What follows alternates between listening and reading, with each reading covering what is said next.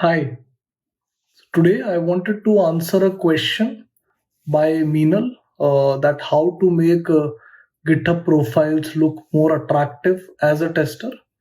So, couple of things that you can do. First, check out the profile of other testers who are maintaining good profiles on GitHub. Second thing is that GitHub is not only about coding, so there are multiple aspects that you can showcase through your GitHub.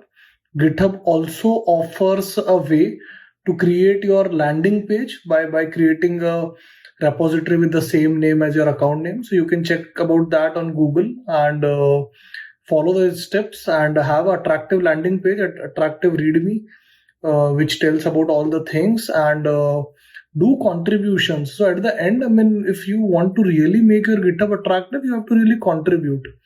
And contribution can be in multiple ways. You can create a curation of resources. You could put your learning automation code, some utility that you have created.